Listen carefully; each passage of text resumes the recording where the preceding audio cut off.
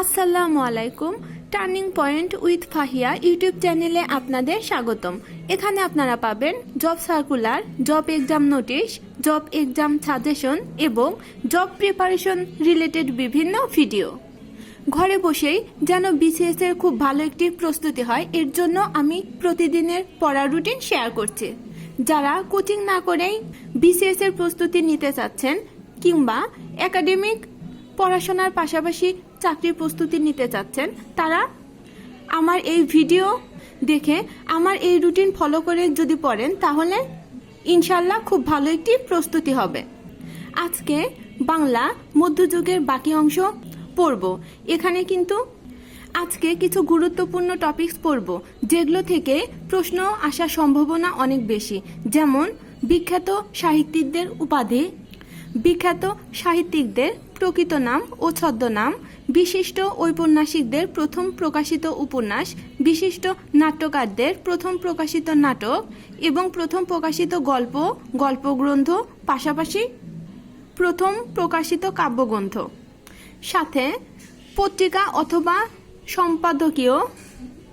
সম্পাদক, বিখ্যাত পংক্তি ও বক্তা। বাংলার জন্য এই টপিকসগুলো খুব ভালোভাবে পড়বেন, কারণ এই টপিকসগুলো থেকে কিন্তু প্রতি বছরই একটি অথবা দুটি প্রশ্ন আসে।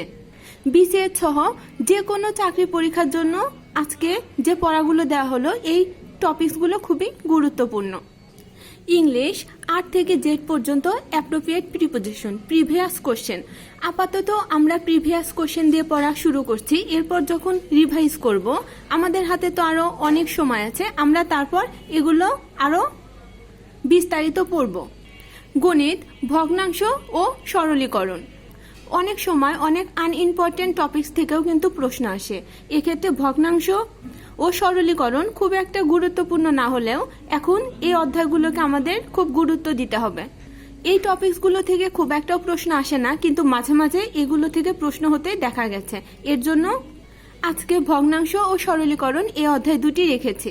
আরেকটি পরামর্শ থাকবে, আপনারা অঙ্ক করার ক্ষেত্রে কখনোই শর্টকাট নিয়ম অবলম্বন করবেন না।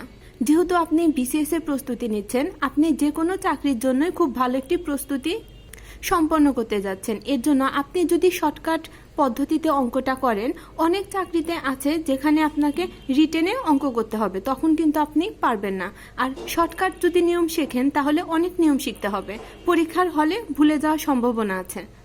আমি অনেককেই শুনেছি শর্টকাট পদ্ধতিতে অঙ্ক করেছে এবং পরীক্ষার হলে ঠিক মনে রাখতে পারেনি।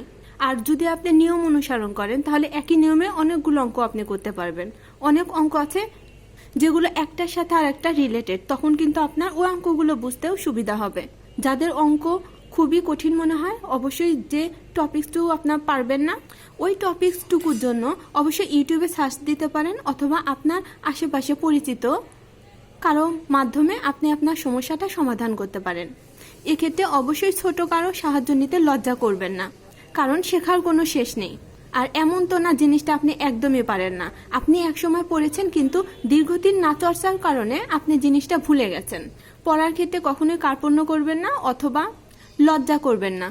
যখন মনোযোগ খুব বেশি আসবে, আপনার যে কঠিন সাবজেক্টটা মনে করছেন পড়া হচ্ছে না, ওই সাবজেক্টটা ওই সময় পড়বেন।